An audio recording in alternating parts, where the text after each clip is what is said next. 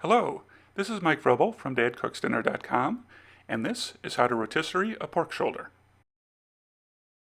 My 6-pound boneless pork shoulder has been soaking in a brine overnight. The brine is 3 quarts of water, a half cup of fine sea salt, and a quarter cup of brown sugar. The roast needs to be patted thoroughly dry before we cook it. A wet roast will cook slower than a dry one. Next is trussing the roast. We're going to make a continuous truss around the entire roast, so we need a piece of butcher's twine 8 times the length of the roast. Start trussing the roast by tying a loop around the roast about 1 inch from the end. Tie a tight knot, leaving a couple of inches of twine on the end. We'll need that extra twine to finish the truss.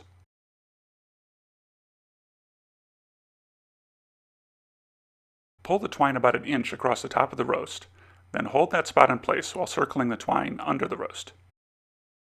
Loop the twine under that spot you were holding, then pull all the twine through. Now, tighten the loop around the roast by pulling back and forth on the twine.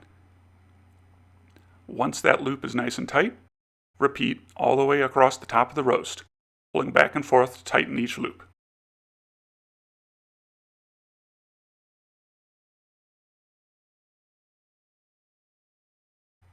When you get to the end of the roast, flip it over and work your way across the back side of the roast. Loop the twine around each tie and pull it tight. Then repeat, moving on to the next tie and pulling tight all the way across the back side of the roast. When you reach the end, flip the roast over again. Loop the twine around the first tie and pull it tight.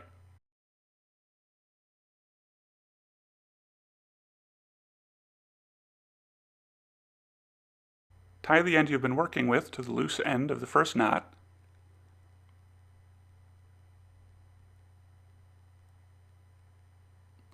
Trim any loose twine, and the roast is ready for the spit. Attach the first spit fork, then run the spit through the center of the roast. This may take some force. Push hard and watch out for your fingers. This shoulder is on the thin side, so instead of driving the points of the fork into the roast, I turn the roast sideways and run the points alongside it so they will act like a cage and hold the roast in place while it spins. Slide the second spit fork alongside the roast and tighten down the spit fork on the spit. Our pork shoulder is trussed, spit, and ready for the grill. Let's set the grill up for rotisserie cooking. Plug in the rotisserie motor and mount it on the grill. Remove the grill grates to make sure there is enough clearance for the pork. I want medium-low heat in the grill, about 250 to 300 degrees Fahrenheit, so I light the outside burners on my grill. I have a 6-burner grill, so I light burner number 1, burner number 6, and then the smoker burner on my grill. Wood chips work best in a gas grill, so I'm adding 2 cups of applewood chips to my smoker box.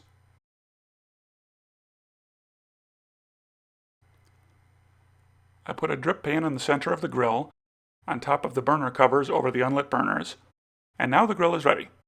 Let's put our pork shoulder roast on the grill and start it spinning.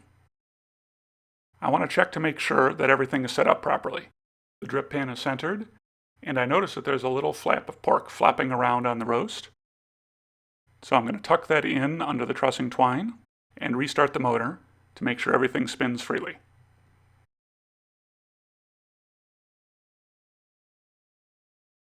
That looks good. Time to close the lid and let the pork cook. Now, after about 15 minutes, I'm going to come back out and check how my heat is doing.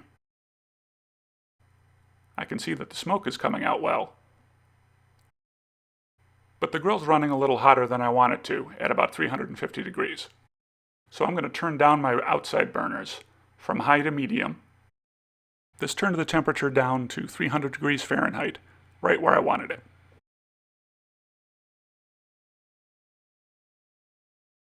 Six hours later, the pork roast will be cooked through and shreddably tender. You know it's ready to go when it's about 205 degrees Fahrenheit, measured in the thickest part of the roast. 203 degrees is close enough, so it's time to get this roast into the house and off of the spit. Now you should get the roast off the spit and get the trussing twine removed as soon as possible. When the outside of the roast cools down, the twine and the spit will start to stick, which is what's happened to me here because I was playing around with my video camera to shoot this video. It took a lot of working to break the roast loose from the spit forks and the spit, and I had to pull pretty hard. But once the spit was loose from the outside of the roast, it pulled out easily. Next, it's time to remove the trussing twine from the roast. I cut each loop of twine loose and pull it gently away from the crust of the roast before moving on to the next piece of twine. One of the best parts of a rotisserie pork shoulder is that crackling crust, and I want to leave as much of it on the roast as possible.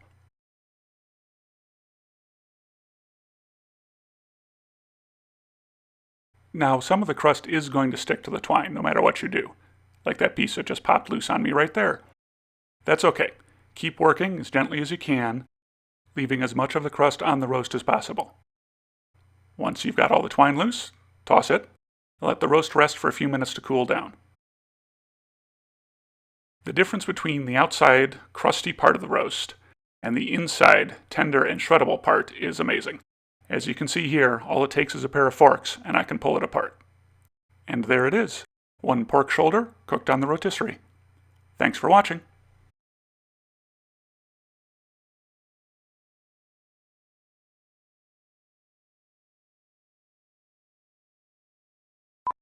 Can we shred it and have taco? I'm sorry. Are you making a video? Oh, that's amazing. That's so good. It tastes like bacon. Well, I mean, it is bacon, but... Can I have another piece?